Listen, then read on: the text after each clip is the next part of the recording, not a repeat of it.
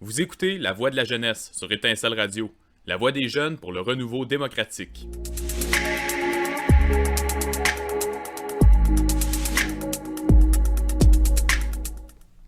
Émission à l'occasion de la Journée internationale des droits de l'homme. Le respect des droits humains, point de départ de toute société digne de se dire démocratique. Le Canada prétend être un modèle d'égalité et de respect des droits humains, malgré ses violations de plus en plus flagrantes des droits des humains au pays et à l'échelle internationale. Non seulement ces pratiques font-elles du tort aux personnes directement touchées, mais elles portent atteinte à la conscience de la société dans son ensemble. Prenons par exemple le traitement des travailleurs pendant la pandémie ou des personnes âgées dans les résidences de soins de longue durée, qui sont considérées comme sacrifiables, des sans-abri dont les abris de fortune peuvent être détruits et les biens brûlés impunément dans des descentes policières comme cela s'est produit à Montréal cette semaine, après qu'une situation semblable ait été dénoncée à Vancouver cet été. Les pratiques du Canada montrent la noirceur d'âme des dirigeants qui excusent l'état actuel des choses et s'en dissocient en prétendant que tel ou tel problème ne relève pas de leur responsabilité. Les déclarations concernant l'approvisionnement de toutes les réserves des Premières Nations en eau potable et en logement salubre sont des promesses vides de sens et ne sont pas justiciables. Ces droits ne sont pas reconnus. Sur le plan international, l'application des régimes de sanctions impérialistes américains est un acte de guerre qui entraîne des conséquences humanitaires dévastatrices pour lesquelles le gouvernement n'assume aucune responsabilité. L'offensive antisociale se poursuivant sans relâche, de nombreuses lois sont adoptées qui portent atteinte aux droits fondamentaux de l'être humain. Le gouvernement ne s'élève pas contre ces violations qu'il ne reconnaît même pas. Au contraire, l'approche du gouvernement sur toutes les questions est de payer les riches. Toutes les victimes de ces politiques sont vues comme moins qu'humaines. Tant qu'il en est ainsi, les grands discours sur les droits à l'égalité, les droits des minorités, les droits des autochtones, les droits des femmes, les droits de l'enfant ou des personnes âgées, ou les droits de citoyenneté, le droit à la vie privée et tous les autres droits ne sont que des paroles en l'air. Aucune section du peuple ne peut être traitée de manière égale quand la discrimination en vertu de la réalité concrète de chacun est la règle.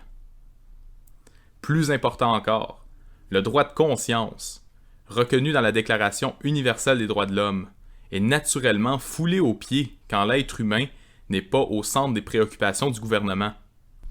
Au nom des droits, les élites dirigeantes, au service d'intérêts privés étroits, se livrent à toutes sortes d'activités criminelles.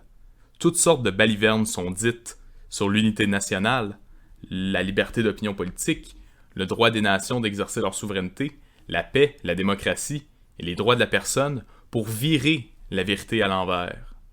Cela fait partie de la crise de crédibilité et de légitimité dans laquelle sont embourbés les gouvernements dits démocratiques. L'offensive antisociale néolibérale a conduit la société dans une direction opposée à ce qui est requis, à savoir une société qui reconnaît les droits humains de tous et toutes. Elle part du principe que seules les revendications de la petite élite financière ont une quelconque légitimité. Sans s'attaquer à ce problème, la célébration de la Journée internationale des droits de l'homme ne contribuera pas à la cause des êtres humains, et encore moins à la réalisation de leurs droits.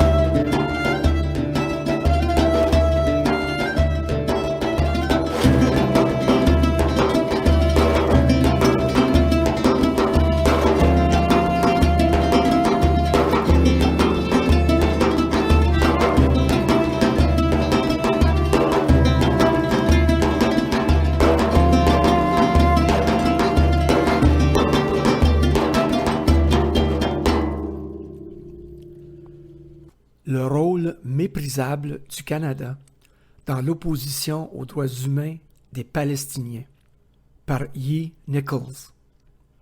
Le 19 novembre, le Canada a voté avec 162 pays en faveur d'un projet de résolution des Nations unies affirmant le droit des Palestiniens à l'autodétermination. La résolution affirme le droit du peuple palestinien à l'autodétermination, y compris son droit à un État de la Palestine indépendant. Elle souligne la nécessité impérieuse de mettre un terme immédiatement à l'occupation israélienne qui a commencé en 1967 et de parvenir à un accord de paix juste, durable et global entre les parties israéliennes et palestiniennes, reposant sur une solution à 2 États. La résolution a été adoptée par 163 voix contre 5 avec 10 abstentions. Même si cette année le Canada a voté en faveur de la résolution, il a aussi voté contre 15 autres résolutions affirmant les droits des Palestiniens et touchant à des questions importantes concernant la mise en œuvre de la première résolution. En fait, au cours des 20 dernières années, les votes du Canada sur la question palestinienne ont constamment évolué vers la défense des violations par Israël de ses devoirs en tant que puissance occupante. Cette tendance a coïncidé avec la nomination par le premier ministre de l'époque, Paul Martin, du sioniste Irwin Cotler au poste de ministre de la Justice, suivi par l'adoption de positions sionistes extrémistes par le gouvernement Harper que les libéraux de Justin Trudeau continuent de mettre en œuvre. La nomination par Trudeau du sioniste avoué Bob Rae comme ambassadeur du Canada auprès des Nations unies est du même calibre et révèle quelle voie le Canada a choisie sur la scène internationale, celle de reprendre toute cause contre-révolutionnaire que soutiennent les États-Unis, tout en se proclamant humanitaire et le plus grand défenseur de la paix, de la démocratie et des droits. La semaine dernière, le gouvernement Trudeau a nommé Irwin Cotler envoyé spécial du Canada pour la préservation du souvenir de l'Holocauste et la lutte contre l'antisémitisme, pour qui la définition du nouvel antisémitisme est de qualifier toute critique d'Israël d'antisémite. Récompenser les activités méprisables de Cotler et ses attaques contre les luttes du peuple palestinien par cette nomination démontre à quel point la prétention des libéraux de Justin Trudeau d'être du côté des droits humains à la défense du peuple palestinien est fausse. Le vote sur la résolution affirmant le droit des Palestiniens à l'autodétermination a eu lieu au sein de la 3e commission des Nations unies qui, à chaque année, examine un ensemble de 16 résolutions sur des questions importantes auxquelles le peuple palestinien est confronté. C'est en décembre que les résolutions sont soumises à l'Assemblée générale des Nations unies pour débat et vote en session plénière. Voici, à titre d'exemple, certaines de ces résolutions. La première résolution attire l'attention sur les droits inaliénables du peuple palestinien et de la population du Golan syrien occupé sur leurs ressources naturelles, y compris la terre, l'eau et les ressources énergétiques, et exige d'Israël de cesser d'endommager ou d'exploiter ces ressources. La deuxième résolution réaffirme le droit du peuple palestinien à l'autodétermination, incluant le droit à un État indépendant palestinien. La troisième résolution demande à la communauté internationale d'augmenter son aide humanitaire aux Palestiniens. La quatrième résolution demande qu'Israël cesse la violation du droit international dans les territoires palestiniens occupés et appelle à la protection internationale de la population civile. La résolution numéro 6 réaffirme que la Convention de Genève est applicable à l'occupation israélienne et demande à Israël de respecter le droit international. La résolution 10 réaffirme le droit de toutes les personnes déplacées suite aux hostilités de juin 1967 et des hostilités postérieures, de retourner dans leurs foyers et anciens lieux de résidence dans les territoires occupés par Israël depuis 1967. La résolution 12 condamne l'occupation d'Israël de Jérusalem-Est comme étant illégale, appelle à une solution juste et durable qui tient compte des préoccupations légitimes des Israéliens et des Palestiniens et demande à toutes les parties de respecter le statu quo historique en ce qui concerne les lieux saints. La résolution 13 appelle à une paix globale, juste et durable au Moyen-Orient, demande à Israël de se retirer des territoires palestiniens occupés depuis 1967, incluant Jérusalem-Est, et demande à la communauté internationale de ne reconnaître aucune modification unilatérale des frontières d'avant 1967.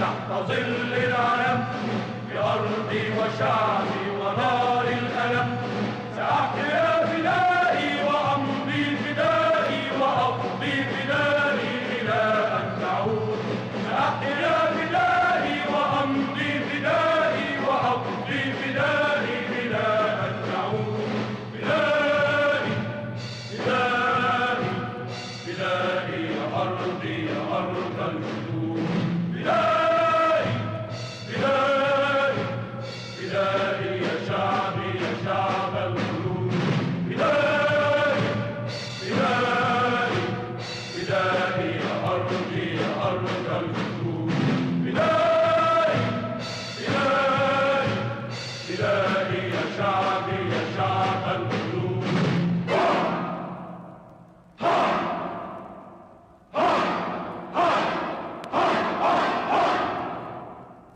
Ceci met fin à l'émission d'aujourd'hui. Revenez-nous pour la prochaine diffusion. Le plus simple, c'est de nous suivre sur notre page Facebook. Vous la trouverez sous le nom de Jeunes pour le renouveau démocratique. Allez aimer notre page, nos publications et surtout diffusez nos émissions parmi vos camarades, vos amis, vos connaissances. Vous pouvez aussi nous joindre par courriel au ydr.jrd@gmail.com. Au revoir, à bientôt.